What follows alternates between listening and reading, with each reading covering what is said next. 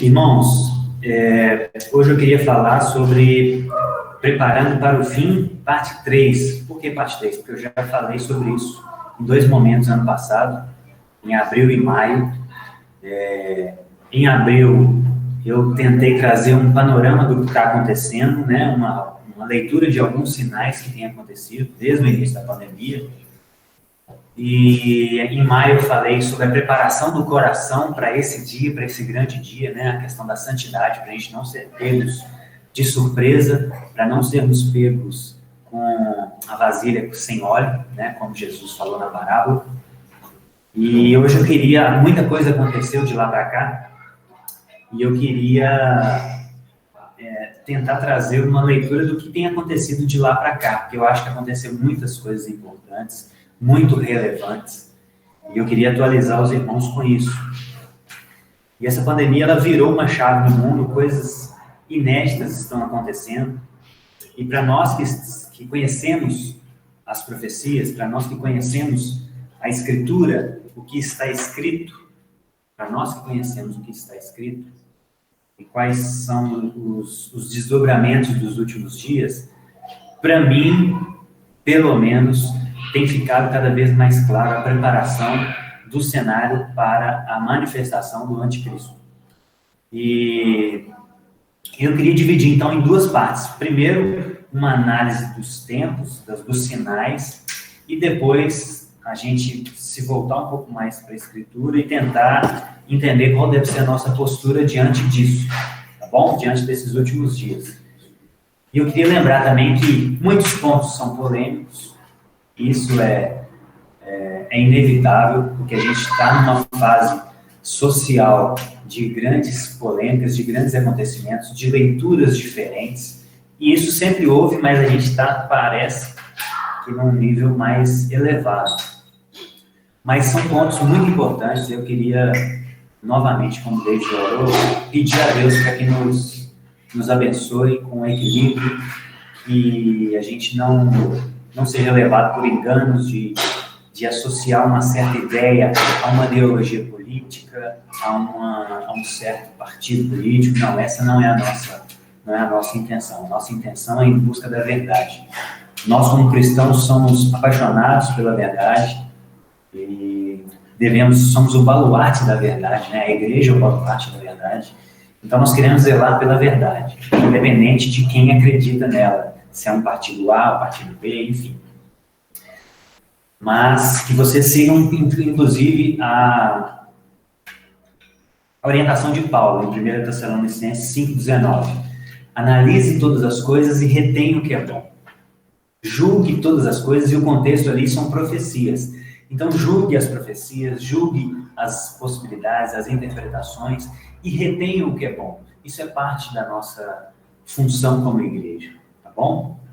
E eu reconheço a minha limitação, eu reconheço que às vezes podem ser ideias que não são a realidade.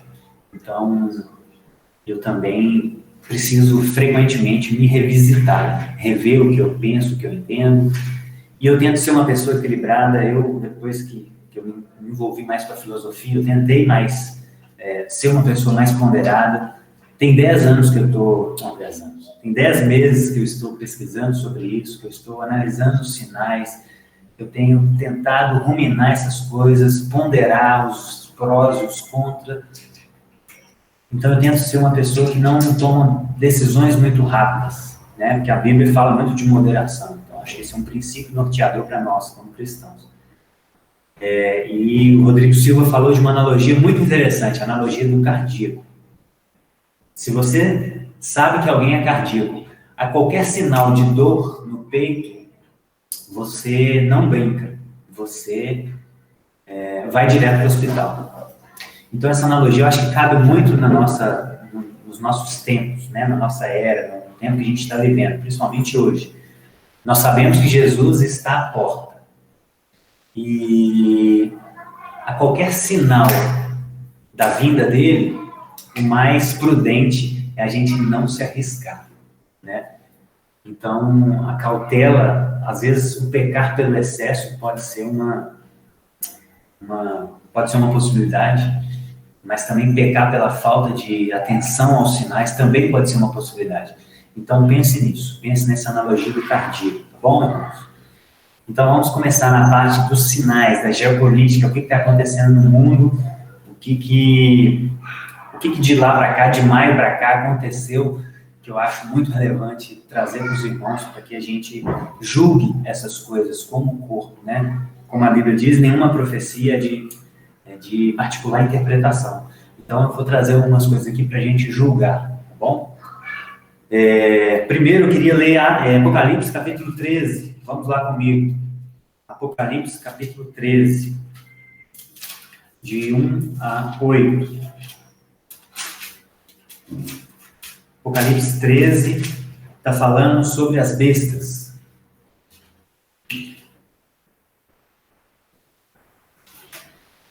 Apocalipse 13, 1. Vi uma besta que saiu do mar. Tinha 10 chifres e 7 cabeças, com 10 coroas. Coroa fala de rei. Então, alguns entendem que essa besta está se referindo a um poder secular, a uma autoridade secular, tá bom? Uma sobre cada chifre, uma coroa sobre cada chifre, e em cada cabeça um nome de blasfêmia. A besta que vi era semelhante ao leopardo, que tinha pés como de um urso e boca como de um leão.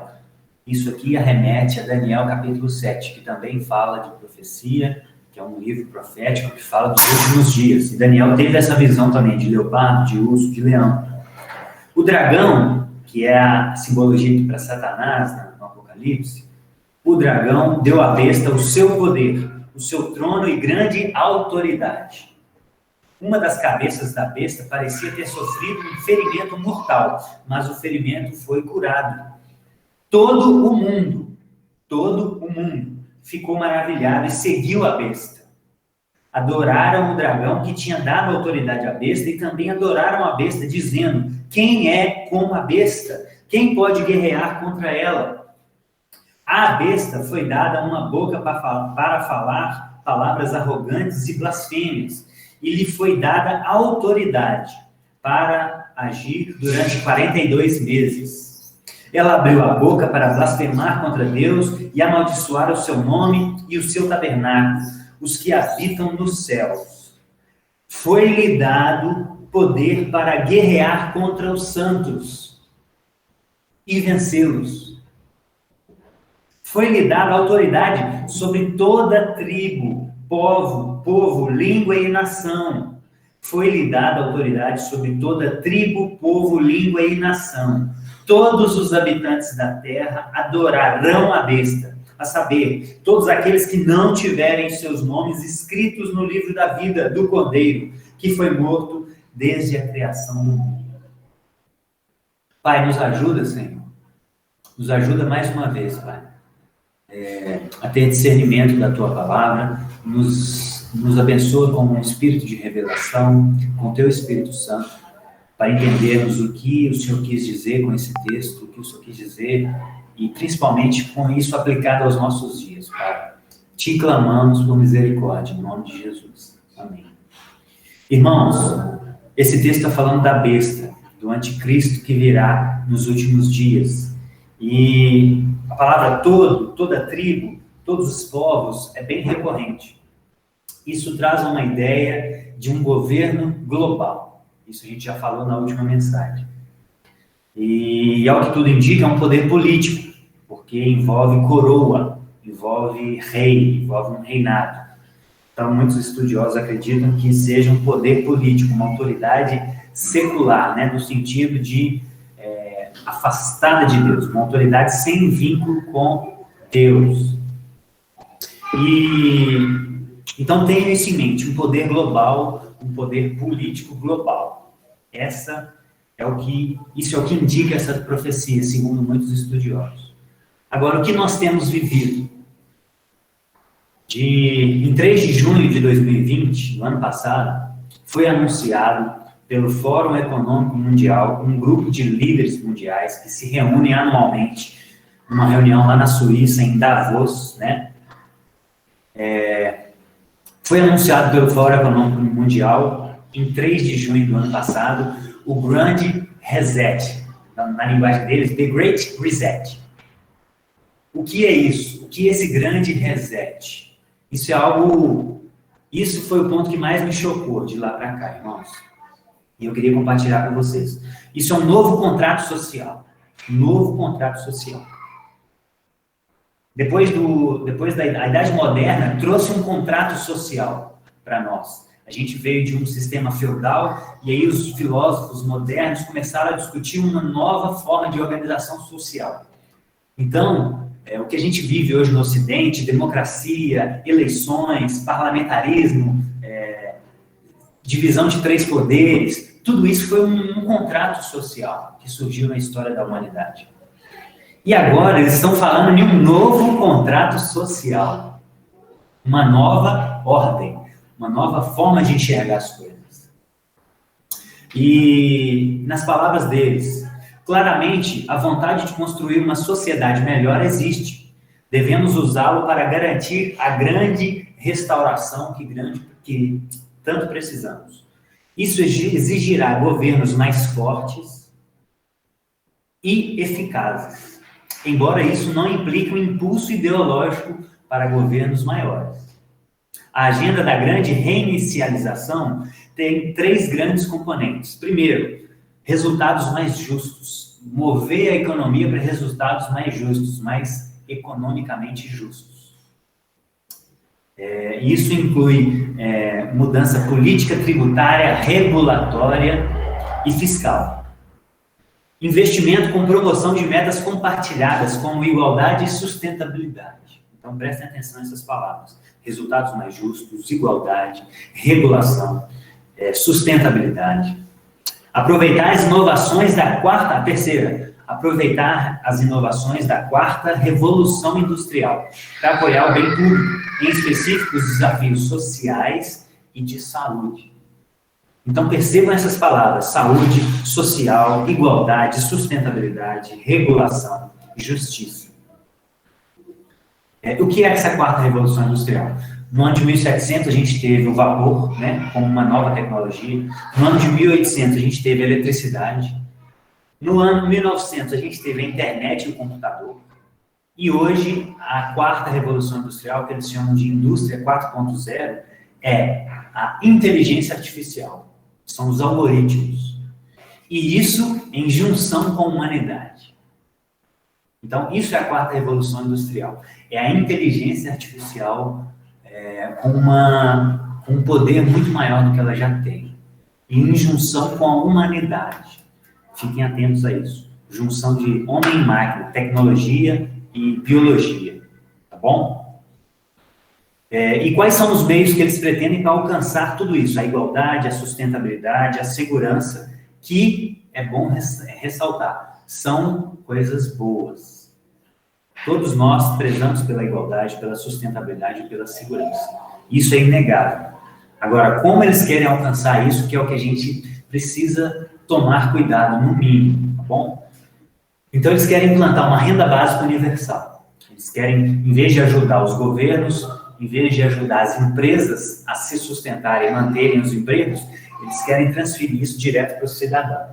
Então, isso automaticamente vai gerar mais poder para o Estado. Esse é o ponto negativo. O ponto positivo é que a gente pode ter mais justiça social. Pode ter.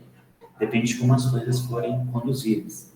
Então, renda básica universal, isso já é uma discussão global, tá bom? De grandes líderes. Isso não é coisa que alguém... eu ouvi alguém infiltrado lá que trouxe essa informação. Não. O que eu estou tentando trazer aqui, irmãos, são coisas que já são disponibilizadas para o público.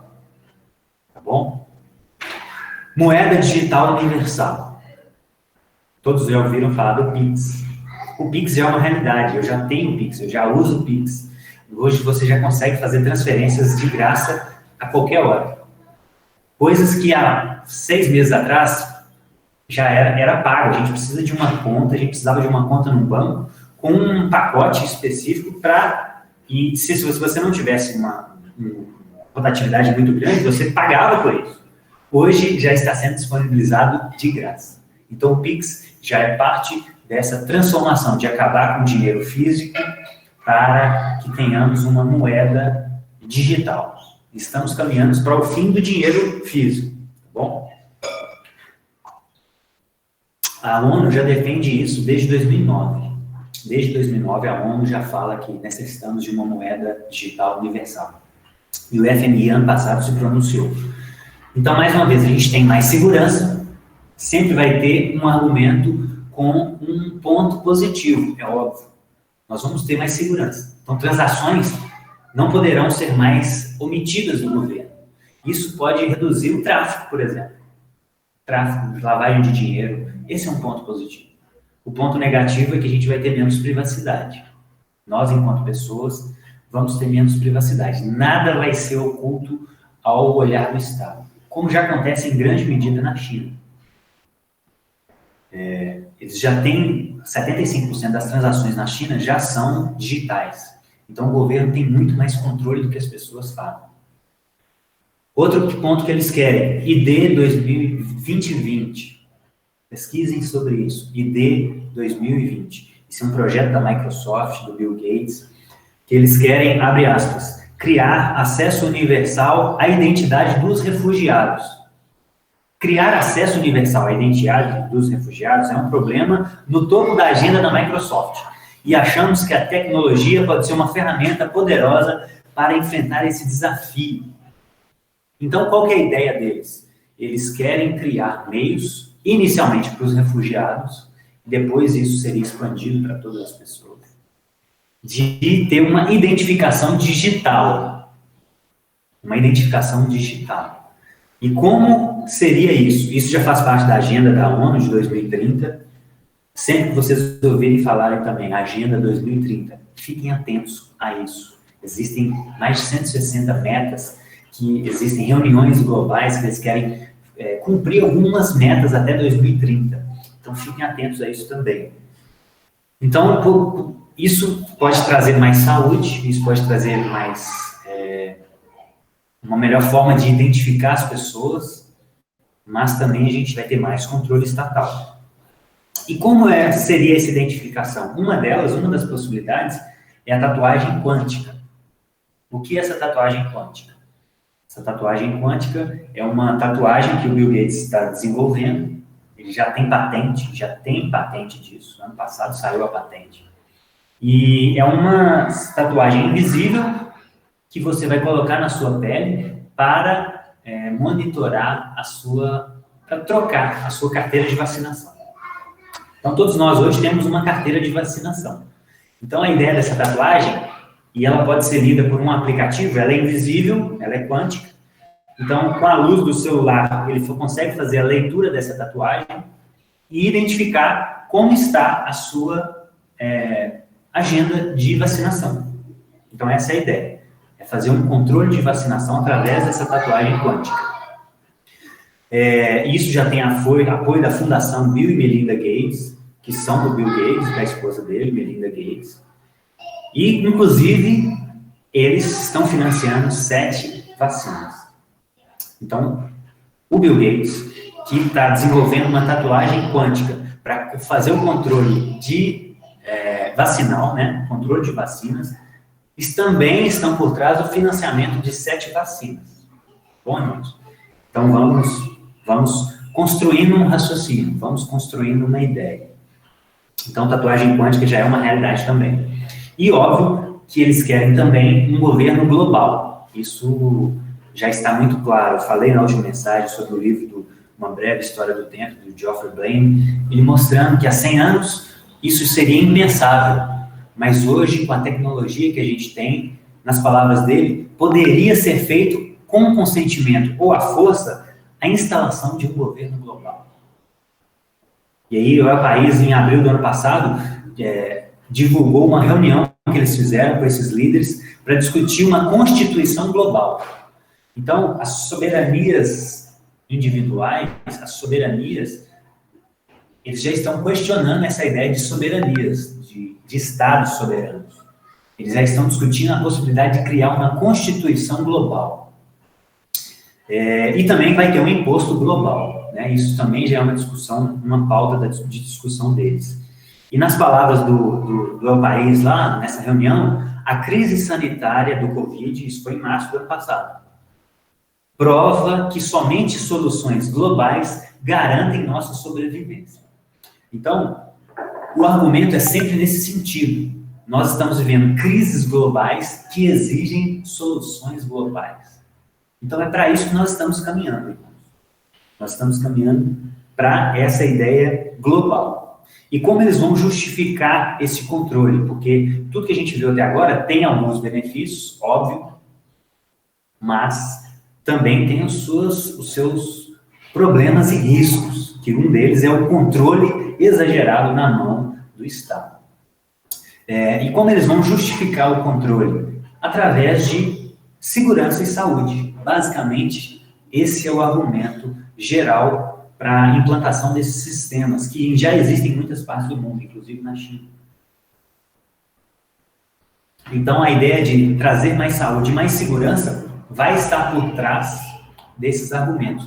E por isso é tão difícil discernir os sinais dos últimos tempos, porque existem vantagens. Essa é a grande dificuldade nossa como cristão, e eu confesso isso, é muito difícil. E por isso a gente tem que ser muito prudente.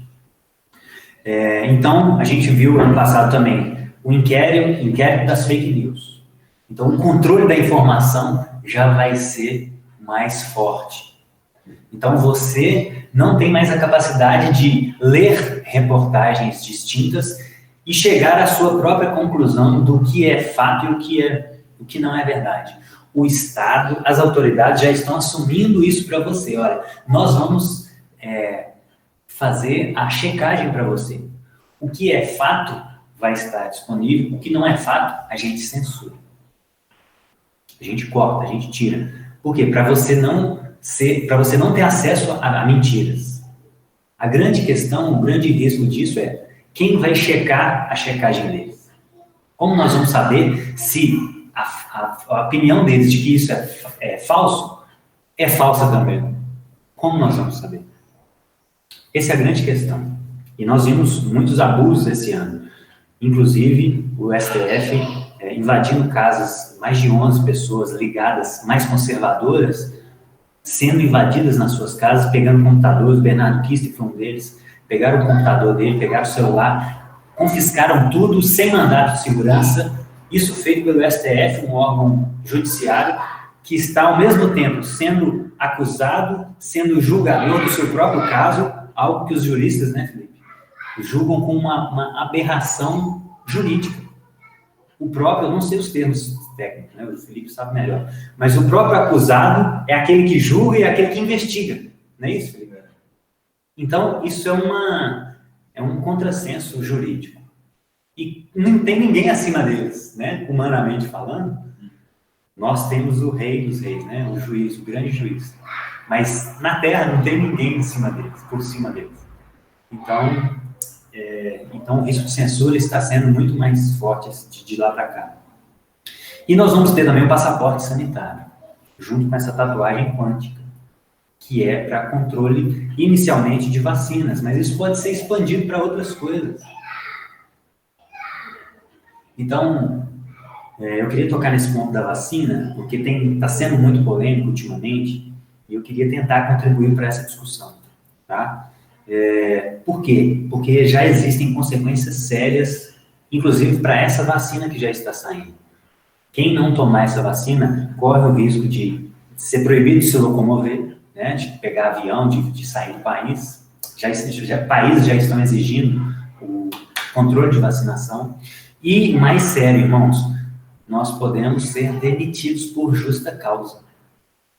Eu vi uma advogada falando, depois não sei se você já viu isso, Felipe, mas tem uma advogada falando que, pelo fato do STF ter julgado a vacina como obrigatória, já é uma prerrogativa legal os patrões demitirem quem não quiser tomar a vacina. Então, são consequências muito sérias, e por isso que eu acho importante a gente trazer isso para discussão, porque as consequências são muito sérias. E eu não acredito que essa vacina, gente, seja a marca da besta, tá? Comentei isso há algum tempo atrás, E eu queria trazer isso de forma mais clara, porque algumas pessoas me procuraram no particular para esclarecer isso.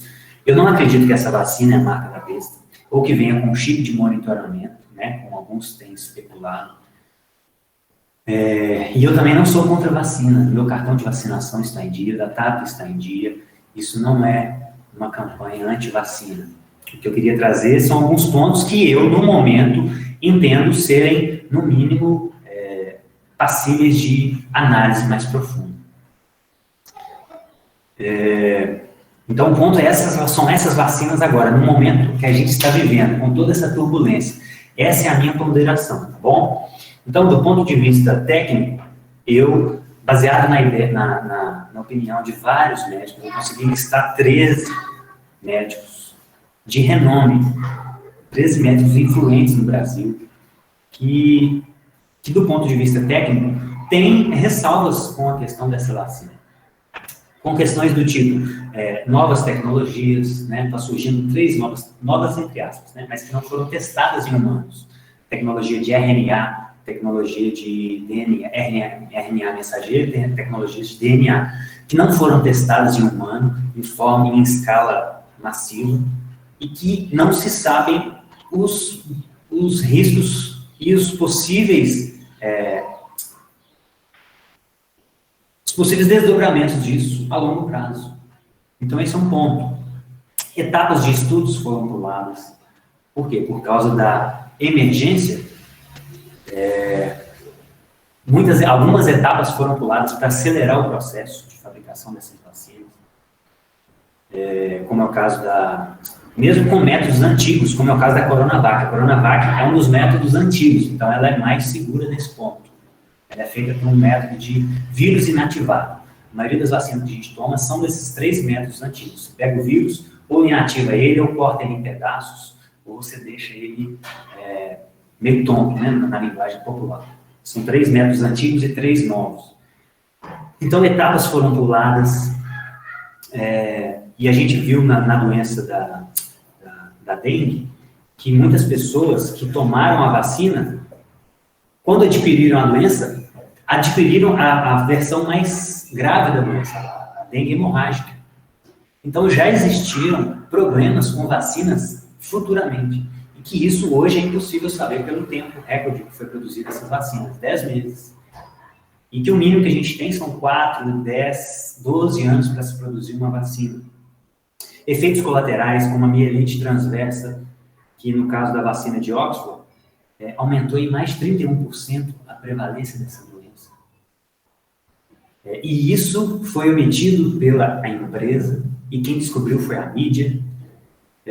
A eficácia da vacina é um outro ponto que os médicos têm se discutido, né? A Coronavac 50%, a de Oxford 78%, e já existem remédios de profilaxia e de tratamento precoce com imunização de 92% de eficiência, comprovadamente, com boa literatura disponível já.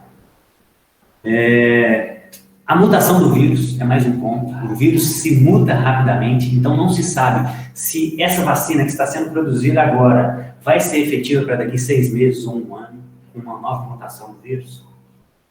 Essa estranha briga contra os remédios de prevenção, que são baratos, que já são usados há mais de 80 anos na humanidade, e que agora, infelizmente, foram politizados por ambos os lados, e que me parece que tem conflito de interesse grande por trás. Essa é a única explicação que eu consegui chegar até agora. Porque são remédios baratos e grandes corporações, como a gente viu da ligação do Bill Gates com a produção de algo relacionado à vacina, que ele mesmo está vendendo, a tatuagem. Então, assim, é isso que a gente precisa ficar atento. Existem interesses econômicos por trás. Inclusive, um dos estudos que foi publicado em uma revista muito famosa, The Lancet, criticando esses medicamentos preventivos, foi retirado do ar porque vários pesquisadores notaram que havia fraude nesse estudo. Então tem muita coisa estranha acontecendo. Inclusive, o Bill Gates, que financia vacinas e exigia medidas mais duras de confinamento, hoje já tem vários estudos mostrando que o confinamento aumentou o número de mortes a longo prazo. fechamento de escolas, fechamento de comércios, lockdown. Já tem estudo. Gente, e isso está tudo, são mais de 6 páginas de referência que eu vou enviar para vocês na comunidade, ou para quem quiser. Isso são coisas já bem estabelecidas. E por último tem a questão ética. Porque, poxa, não seria uma forma de egoísmo você não querer se vacinar? Só que isso já é falado também, que mesmo com a vacina é possível transmitir o vírus. Então a vacina não impede a gente de transmitir o vírus se a gente tiver contato com ele. E por outro lado, a gente talvez conseguiria inverter esse raciocínio. Poxa, se os riscos não estão claros, se eu posso correr risco de, daqui a um tempo, ter um efeito no meu corpo que não está claro, será que exigir que eu me vacine não seria egoísmo? A gente poderia inverter o raciocínio. Então, são 2 formas de enxergar as coisas. Então, por isso, do ponto de vista técnico, a minha família, isso não é uma orientação, isso é individual, gente. É um discernimento individual.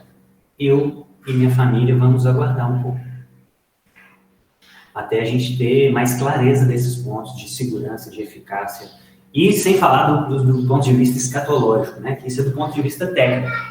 Agora, do ponto de vista escatológico, essa pressa, a questão da obrigatoriedade, a omissão de dados, a falta de transparência, tudo que tem acontecido, além dos interesses econômicos por trás, que podem ser a motivação, me parece também que isso é uma estratégia de programação neurolinguística. O que é isso, programação neurolinguística?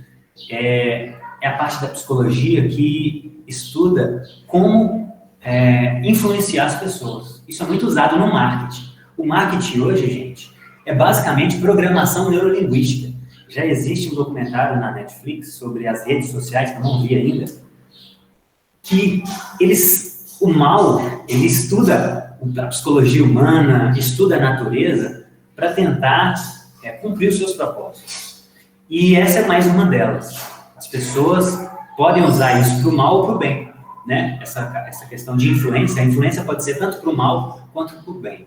Então, o marketing hoje, ele está impressionado, ele conhece tanto o ser humano que ele consegue te manipular sem você saber. É isso que esse documentário mostra. Como as redes, como os algoritmos, como a inteligência artificial consegue te manipular sem você saber. Então, hoje você fala algo próximo do telefone, nossa, estou querendo uma calça. Isso já é um relato assim, universal. Eu estou querendo uma calça. Daí a pouco aparece a propaganda da calça no seu telefone. Então, assim, isso me parece uma estratégia de programação neurolinguística para preparar as mentes para uma nova ordem, para um novo conceito de vida. Me parece isso. Todo esse alarde excessivo. A doença existe, a pandemia existe, nós temos que nos cuidar, isso é fato. Mas a proporção que tem tomado me parece exagerada. E me parece que é por causa disso. E um outro fundamento disso é a teoria do ralo comportamental, do John Calhoun. Que é isso? O que é essa teoria do ralo comportamental, gente?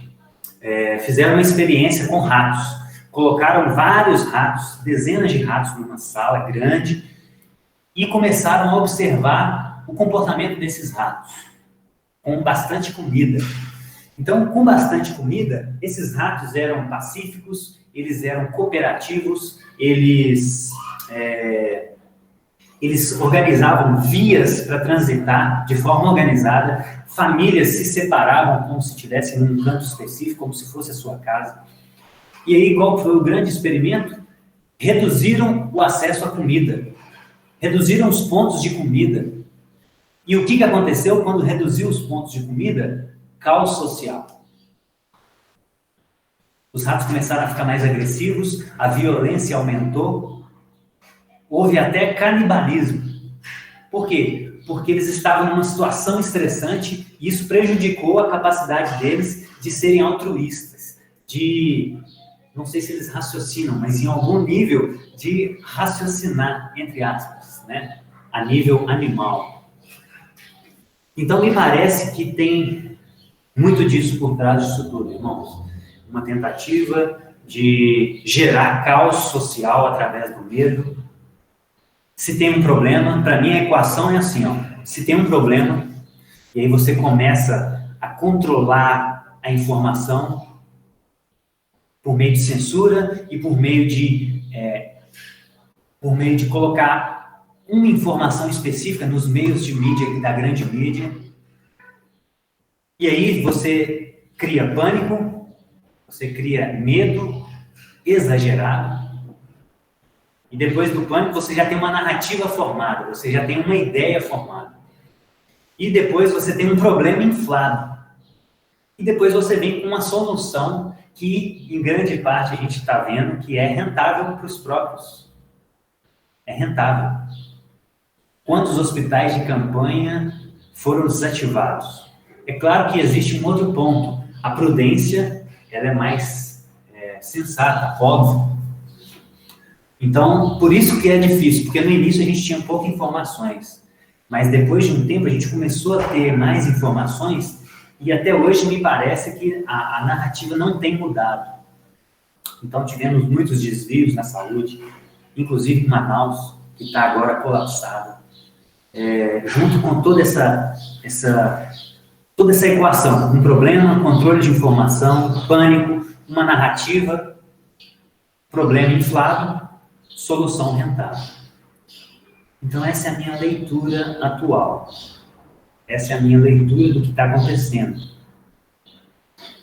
Então, assim, irmãos, você precisa tomar a sua decisão, você precisa orar a Deus, você precisa buscar o Espírito Santo para discernir essas coisas, que é muito confuso. A era digital trouxe muitos benefícios, mas trouxe muita confusão também, porque existem fake news, existe de fato fake news.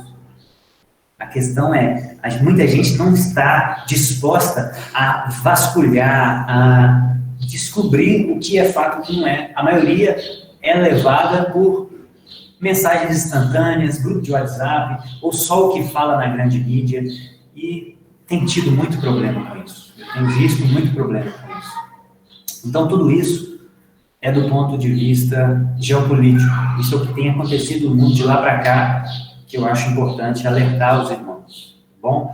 E agora no sentido religioso, vamos lá, volta agora em Apocalipse, agora a partir do verso 11. Nós lemos Apocalipse de 1 a 8, que fala de um líder político, de um poder político. Agora, verso 11 de Apocalipse 13 diz o seguinte: então vi outra besta que saía da terra, com 2 chifres como cordeiro, mas que falava como dragão. Exercia toda a autoridade em nome dela, da primeira besta, em nome dela, e fazia a terra e seus habitantes adorarem a primeira besta, cujo ferimento mortal havia sido curado, e realizava grandes sinais. Essa besta realizará grandes sinais, chegando a fazer descer fogo do céu à terra, à vista dos homens. Por causa dos sinais, lhe foi permitido realizar, em nome da primeira besta, ela enganou os habitantes da terra. Ordenou-lhes que fizessem uma imagem em honra à besta que fora ferida pela espada, e contudo revivera. Foi-lhe dado poder para dar fôlego à imagem da primeira besta, de modo que ela podia falar e fazer que fossem mortos todos os que recusassem a adorar a imagem. Também obrigou a todos, pequenos e grandes, ricos e pobres, livres e escravos, a receberem uma certa marca, na mão direita ou na testa. Para quê? Para que ninguém possa comprar nem vender, a não ser quem tivesse a marca, que é o nome da besta, ou o número do seu nome. Aqui há sabedoria. Aquele que tem entendimento, calcule o número da besta, pois é número de homem. Seu número é 666. O número da besta é 666. Só um detalhe. A patente do Bill Gates, gente, isso é muito... Sabe qual é o número da patente da tatuagem quântica do Bill Gates? 2020, que é o ano, 060606. Esse é o número da patente do Bill Gates. O Bill Gates é o anticristo? Não sei. Eu não posso afirmar isso. Ninguém pode falar quem é o anticristo. Ninguém pode falar quando Jesus volta. Isso é impossível. Agora, muita coincidência.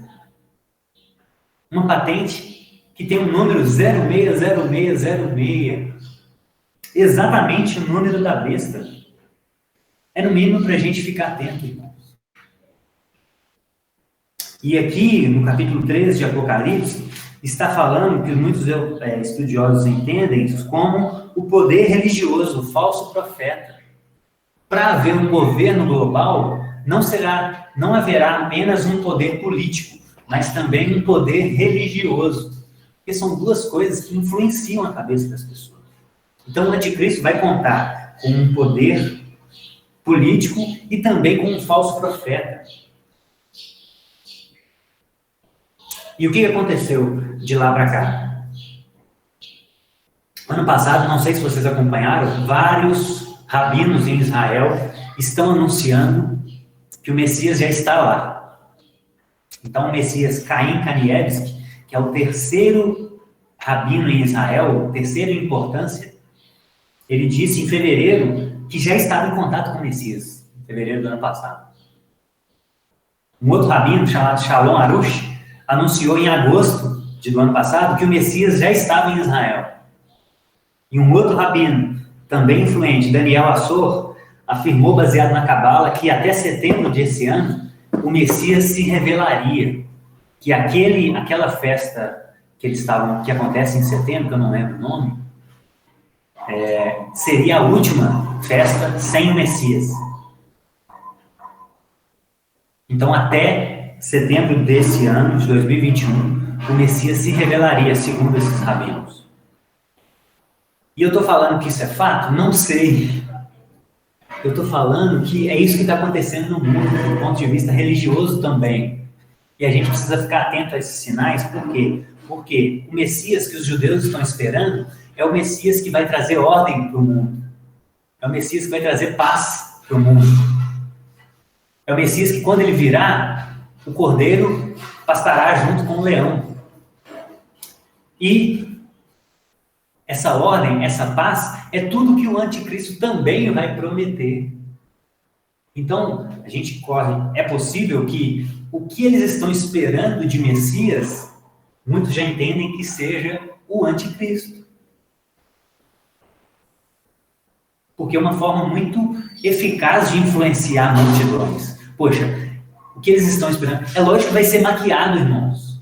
É óbvio que vai ser maquiado. O anticristo não vai descer na terra com um tridente, com um rabo vermelho e tatuar 666 na nossa testa para que a gente não possa comprar ou vender as coisas. Óbvio que não.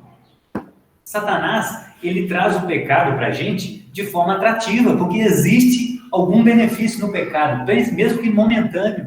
Você tem um prazer momentâneo. Ele é um enganador.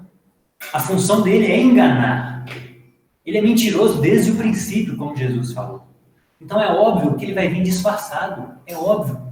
É óbvio que vão ter vantagens. É óbvio que vão ter algumas vantagens. Senão ele não convenceria ninguém.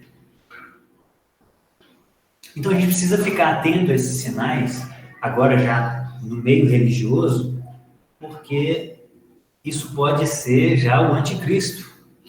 É possível. Ninguém sabe o tempo. Eu não posso falar que vai setembro desse ano o anticristo vai se revelar. Isso seria uma insensatez teológica, racional, porque Jesus falou que ninguém sabe o dia e a hora, só o Pai. Mas ele falou também que quando alguém disser, eis aqui o Cristo, não acreditem. E os judeus já estão falando, eis aqui o Cristo, eis aqui o Messias. Cristo no original é Mashiach, né, que é Messias. Então Cristo é um título atribuído a Jesus e não um sobrenome. Então eles estão esperando o Cristo, o Messias. A gente precisa ficar muito atento. E em novembro do ano passado também, já ainda nesse meio religioso, Papa Francisco se reuniu, o que eles chamam de Davos do Papa. Davos é onde eles encontram, como eu falei, onde o Fórum Econômico Mundial se encontra anualmente, para discutir as questões globais. E o Papa tem uma reunião chamada Davos do Papa, que aconteceu de 19 a 21 do 11 do ano passado. E ele reuniu 120 líderes para discutir a desigualdade social, para um mundo mais justo. Então o Papa está costurando essas ideias globais. Eu estou afirmando que o Papa é o anticristo? Claro que não. Lógico que não. Mas eu estou reafirmando essa ligação do meio religioso com o meio político e essa discussão de questões globais. É só isso. A gente precisa ficar atento. Não só ao Papa, mas a pastores, a qualquer líder religioso que se envolva nesse cenário.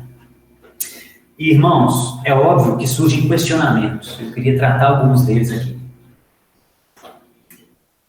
Bruno, como será possível um governo global com tantas diferenças entre os países? Pensa no país que a gente tem hoje, quanta religião diferente, quanta ideia política, filosófica diferente.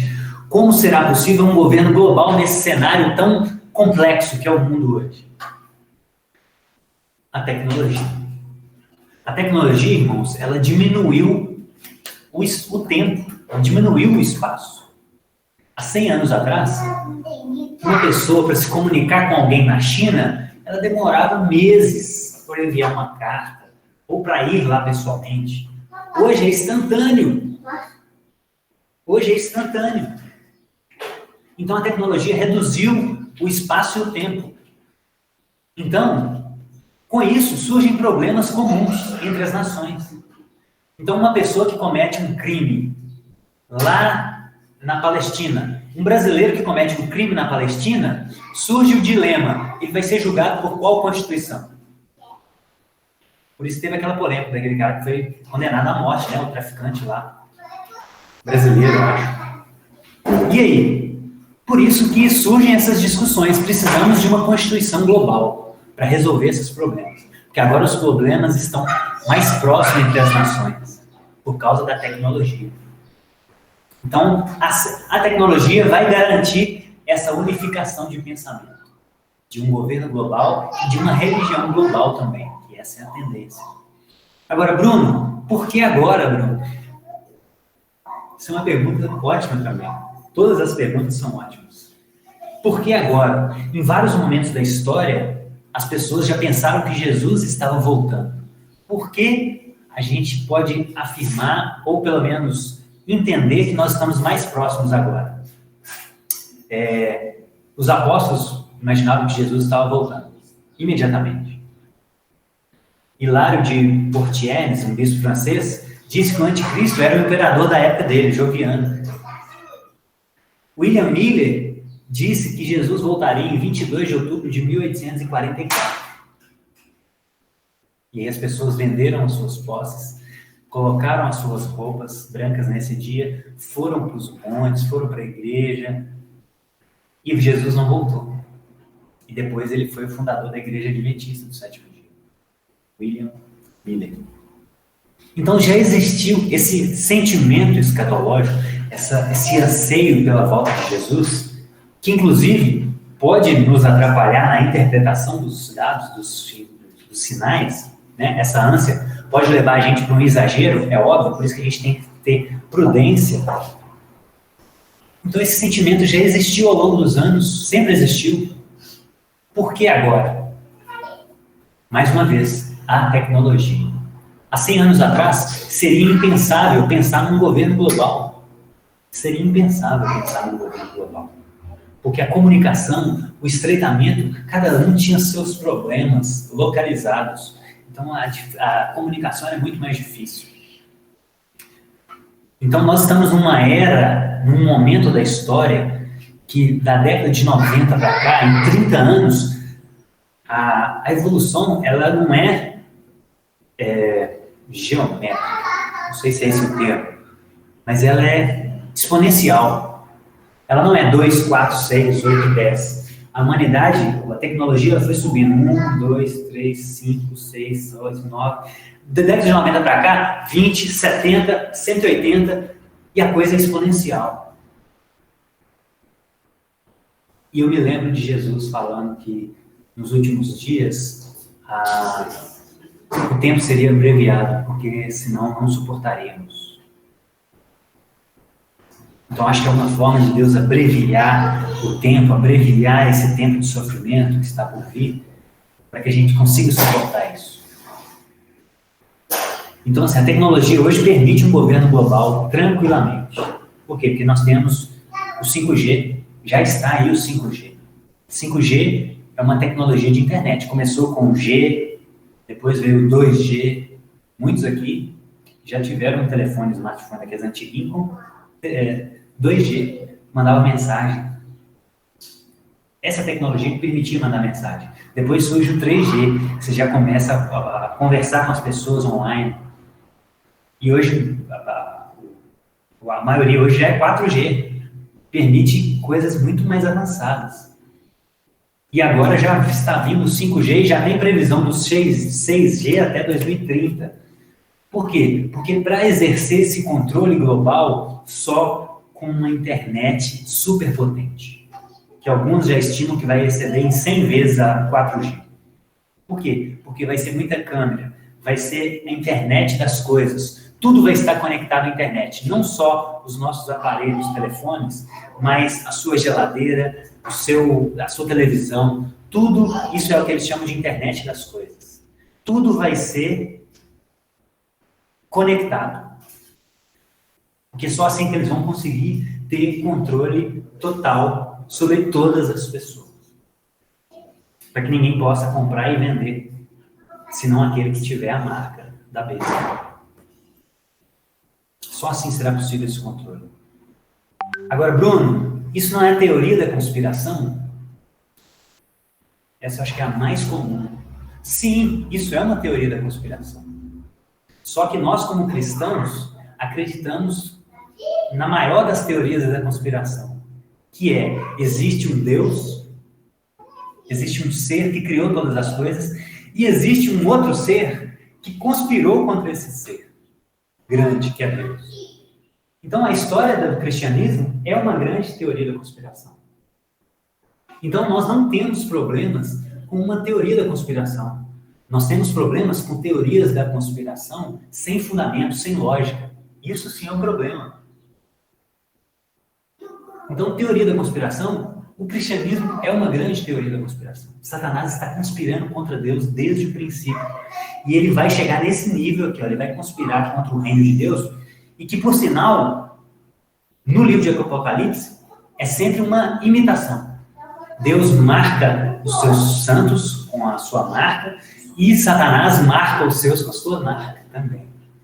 Então, a conspiração é tão grande que ele imita. Deus nos dá um selo e Satanás marca os seus filhos com uma outra marca. Isso é uma grande teoria da conspiração. Mas é uma teoria da conspiração com fundamento. Então,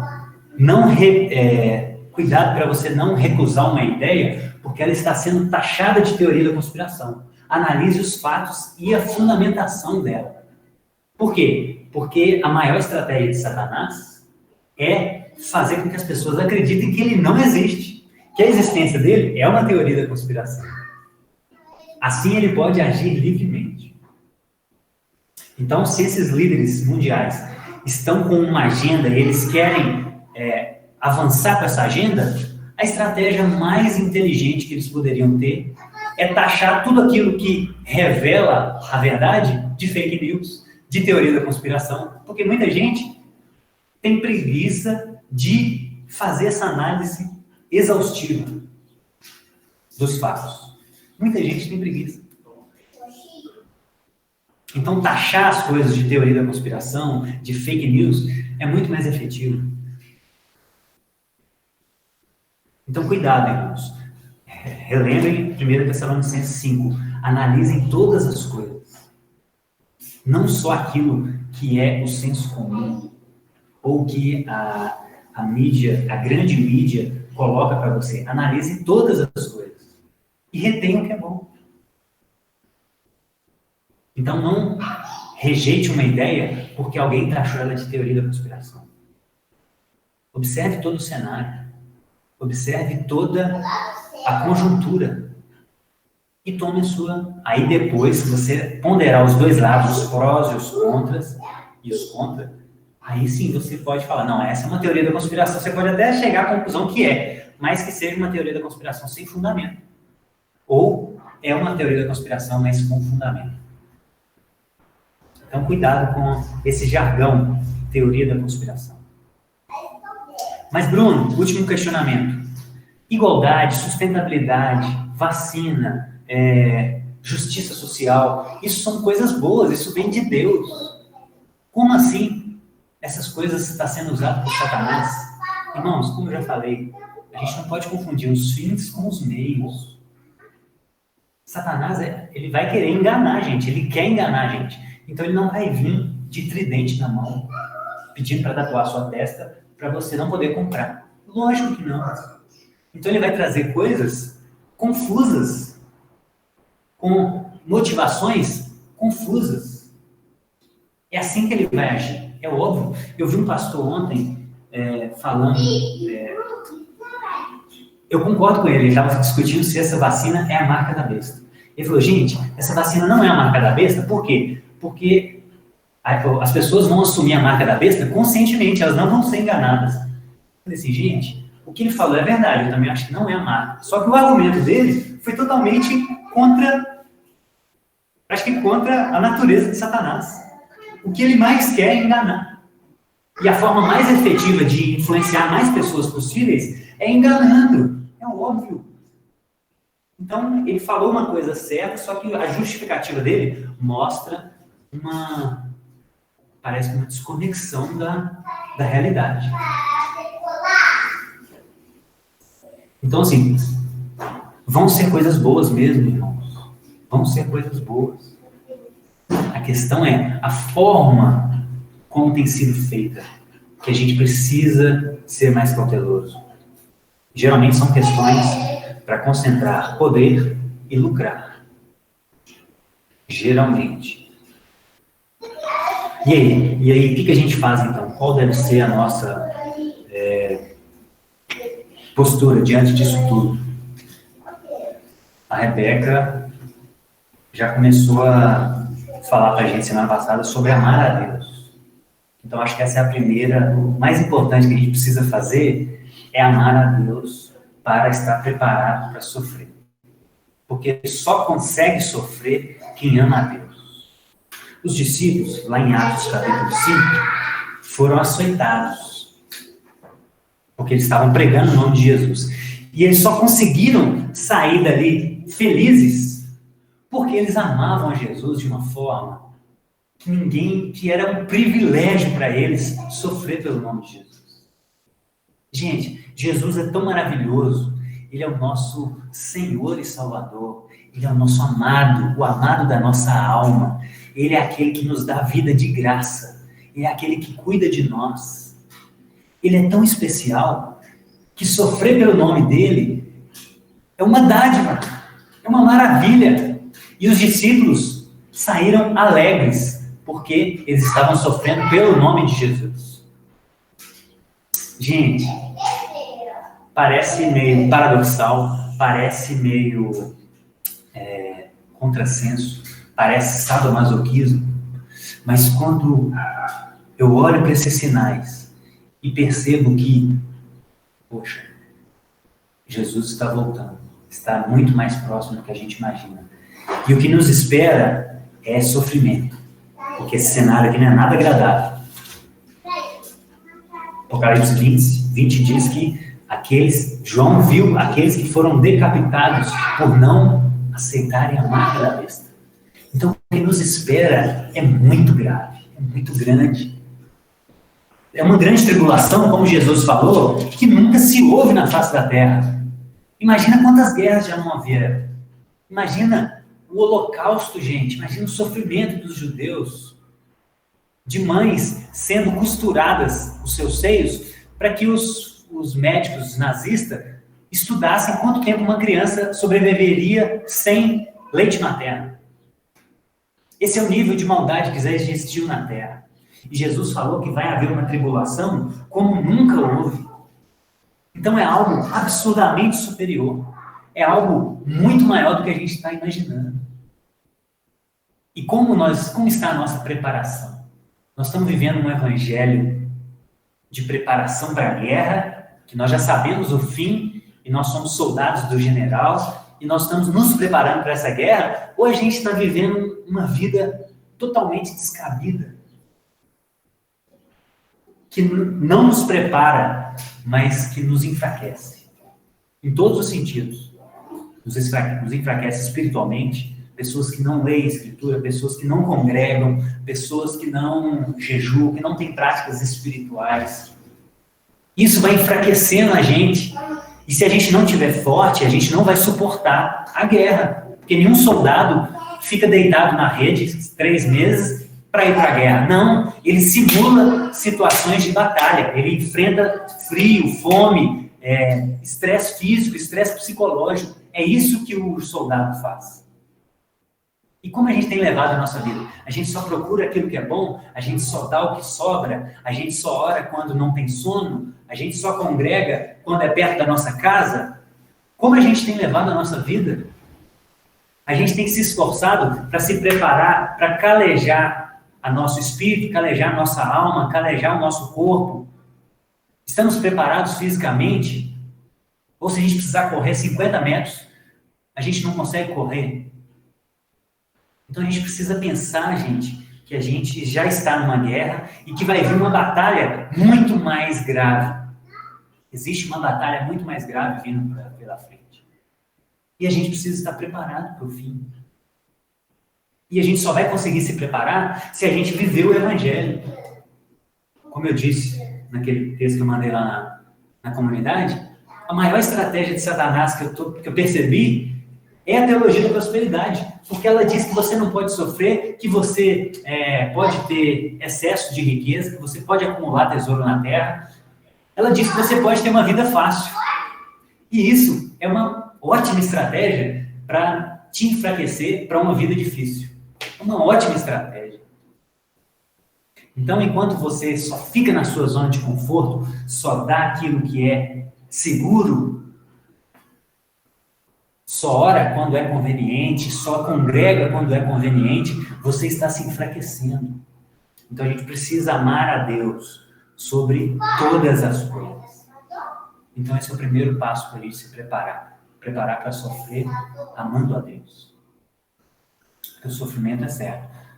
Mesmo se você acredita que a igreja vai ser arrebatada antes da tribulação. Eu não estou entrando aqui em linhas escatológicas. Porque existem aqueles que acreditam que a igreja vai ser arrebatada antes da grande tribulação. Mas existem o outro lado, aqueles que acreditam que vai ser arrebatada ou no meio ou depois. Mas mesmo se você é pré-tribulacionista, Jesus falou para você também, para todas as linhas escatológicas, no mundo tereis aflições. Isso é válido para todo mundo. Isso é válido enquanto a gente está vivendo. A vida é feita de aflições e de sofrimento. Então, estar preparado para sofrer é uma premissa de um cristão saudável. Isso envolve, irmãos, exercícios simples assim que eu procuro fazer comigo. Eu procuro pensar assim às vezes, qual seria a minha reação se eu visse a Lídia e a Tabita sofrendo? Qual seria a minha reação? Eu estou preparado para isso? Para não negar o nome de Jesus? Para não aceitar a marca da besta, se falarem assim, olha, ou você aceita a marca da besta, ou nós vamos ter que separar você da sua família. Ou vamos torturar ela na sua frente. Eu vou ter coragem de falar assim, não, eu sigo a Jesus, cara. Eu sigo a Jesus, eu vou ranger, eu vou me matar por dentro, vai ser algo assim. Mas eu preciso ter força para não negar Jesus. Para que eu possa enxergar Jesus no fim dos tempos e ter o meu nome escrito no livro da vida. Isso tem que ser um anseio de nós cristãos. O segundo ponto é descobrir onde será a sua cruz. Porque Jesus, em Mateus 24, no contexto desse sermão escatológico de Jesus, ele diz algo que me intrigou bastante, tem me intrigado bastante esses dias. Mateus 24:16, Jesus disse: os que estiverem na Judéia, fujam para os montes. Onde será a sua cruz? A história registra que esse sermão aqui, irmãos, ele tem um duplo cumprimento. Os estudiosos acreditam que ele tem um duplo cumprimento. O primeiro cumprimento desse sermão escatológico foi no ano 70 depois de Cristo, 40 anos depois de Jesus morrer. Que foi o quê? A invasão de Jerusalém, a destruição de Jerusalém. Roma invadiu Jerusalém. E nesse período da história, muitos cristãos, um pouco antes, porque o cerco começou em 66 depois de Cristo, os cristãos fugiram de Jerusalém e se refugiaram nas montanhas da Transjordânia, onde se localizava a terra de Pele. Então, muitos cristãos em 70 depois de Cristo fugiram para os montes. Em Atos 8 também, com a perseguição da igreja, no início da igreja, a gente vê também o quê? Atos 8:1, os cristãos se dispersaram de Jerusalém. Todos os cristãos se dispersaram. Em Atos 9, Paulo, depois que se converte, é perseguido pelos judeus, e ele também foge de Damasco. Estava em Damasco, foi lá para matar os cristãos. Jesus se apresentou para ele lá, ele se arrependeu, se converteu, se batizou, e aí ele começou a pregar o nome de Jesus, começaram a perseguir ele. O que ele fez? Fugiu. Desceu num cesto e fugiu de Damasco. Porém, tem um outro lado da história. E no mesmo Atos 1 mostra que os apóstolos ficaram em Jerusalém. Os apóstolos não saíram. Inclusive, Estevão foi martirizado nessa época, apedrejado.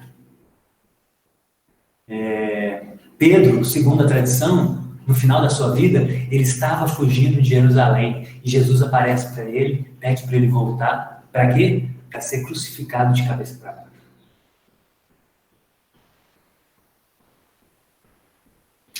Paulo, o mesmo Paulo que fugiu de Damasco, fugiu da perseguição em Damasco, foi orientado por Deus em Atos 23:11 para voltar, para ir para Roma. E o que aconteceu com Paulo em Roma? Foi martirizado. Então, e a gente já viu que o que vai nos esperar é decapitação, para quem não receber a marca.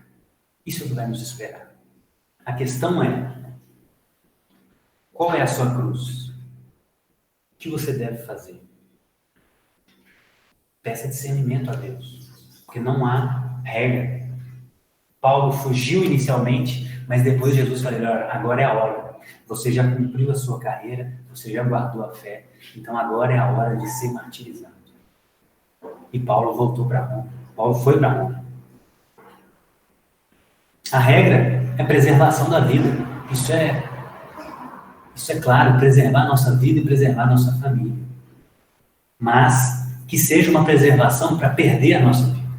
Porque Paulo não fugiu de Damasco para preservar a sua vida. Não, ele fugiu porque ele ainda tinha uma carreira para cumprir, mas ele viveu uma vida de perda, de negação de si mesmo, de naufrágio, de fome, de nudez, de perseguição.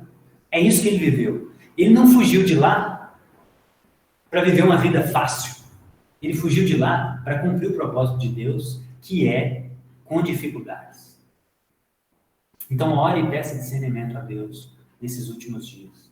Se você for para o campo, que não seja por medo de espada. Que não seja por medo da espada.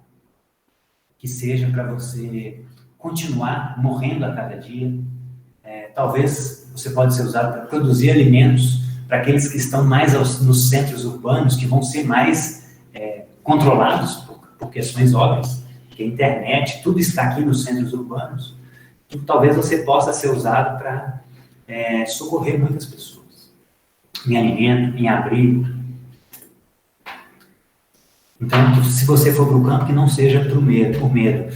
E se você ficar na cidade, que não seja pelo conforto, pelas facilidades. Que não seja por medo de fazer uma mudança radical na sua vida, de às vezes você ter que, em algum momento, ter que plantar o seu próprio alimento.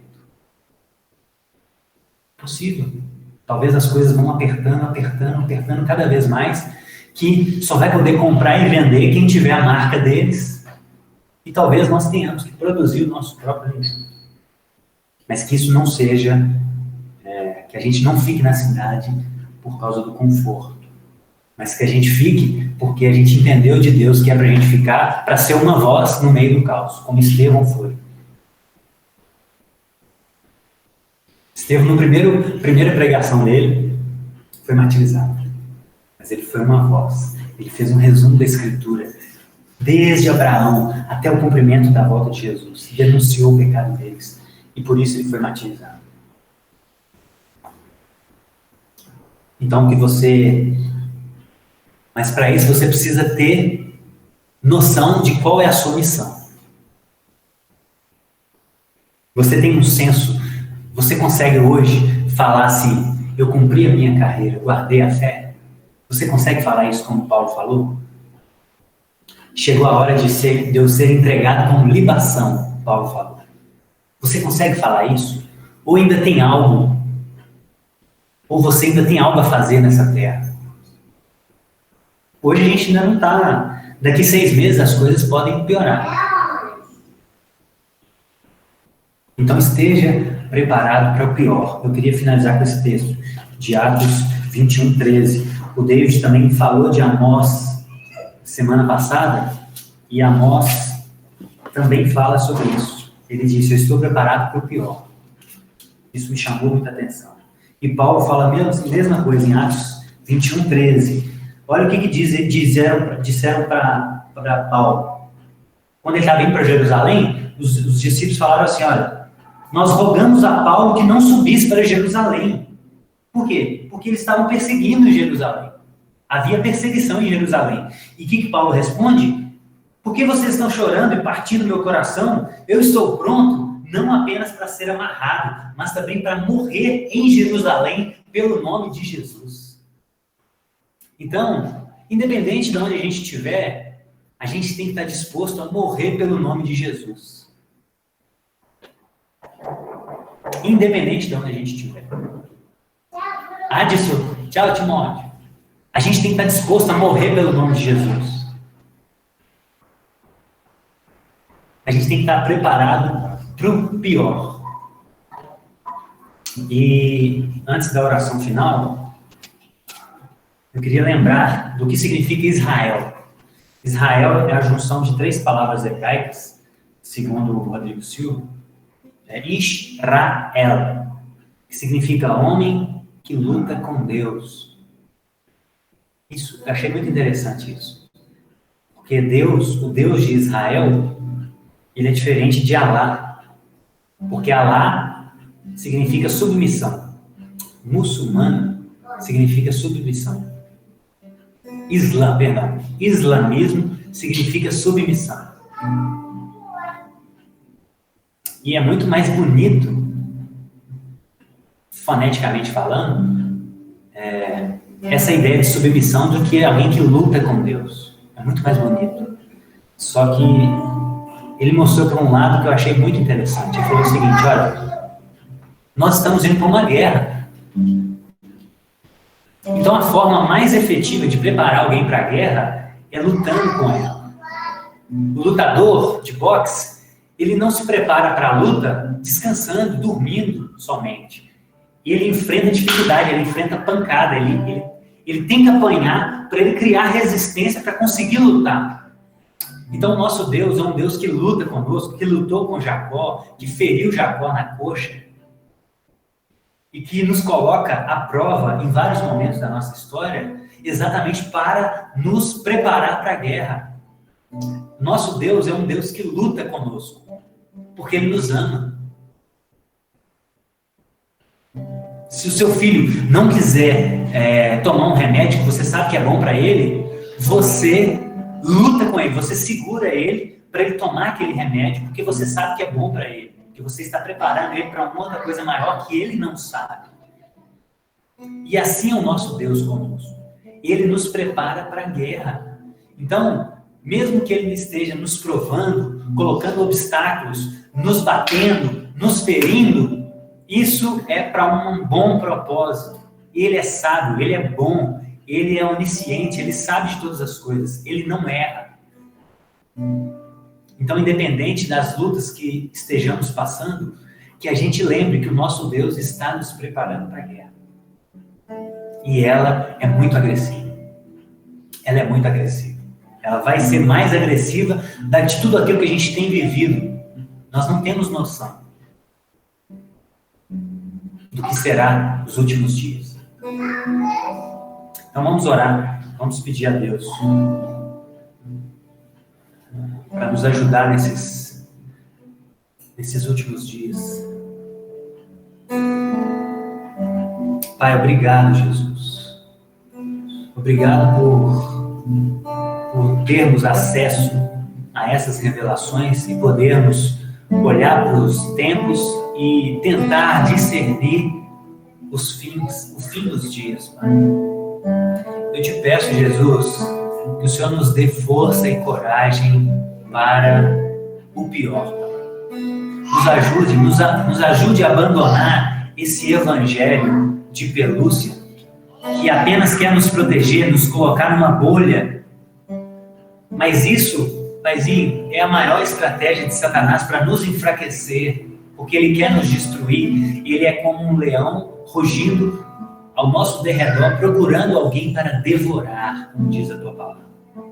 Ele quer nos tragar, ele nos odeia. Mas nós abandonamos, Pai, as facilidades, abandonamos as falsas promessas e seguimos rumo ao teu evangelho, que nos prepara para a guerra, porque nós somos os seus soldados, nós somos os seus embaixadores aqui na terra. E o embaixador é aquele que representa princípios em outro local. Então nós estamos aqui para representar valores eternos nessa terra. Estamos aqui para isso. Estamos aqui para perder a nossa vida. Porque, como o Senhor disse, quem quiser ganhar a vida, perdê-la-á. Mas quem perder a vida por amor ao seu nome, ganhá-la-á. Pai, nos ajude a perder. Nos ajude a ter uma metanoia, a ter uma mudança de mentalidade radical. E passarmos a buscarmos mais o Senhor. Para que possamos amar o Senhor de todo o nosso coração. E só assim estaremos prontos para o fim, Pai. Só assim estaremos prontos para o fim. E independente de onde estivermos, que nossa vida seja uma candeia acesa, dispostas ao pior, dispostos a sermos martirizados e torturados por amor ao seu nome, que é um privilégio, por sinal, Jesus. Morrer pelo seu nome é muito mais nobre do que viver uma vida de facilidades longe do Senhor. Ajuda-nos, Senhor, a criarmos uma comunidade de soldados atentos, inteligentes, uma comunidade de soldados com o fogo no coração, Pai, com o coração ardendo, uma expectativa ardente pela sua vinda. Que a gente consiga discernir esses sinais, Pai, e que a gente consiga ajustar a nossa vida para a grande tribulação, ou para o princípio das dores. Independente do que seja, será provações. Então nos ajuda, Senhor. Ajude a minha vida, a minha família, todas as famílias da nossa comunidade a se prepararem para o fim. Eu te peço, em nome do seu Filho Jesus Cristo. Amém. Amém, gente? Amém, irmãos?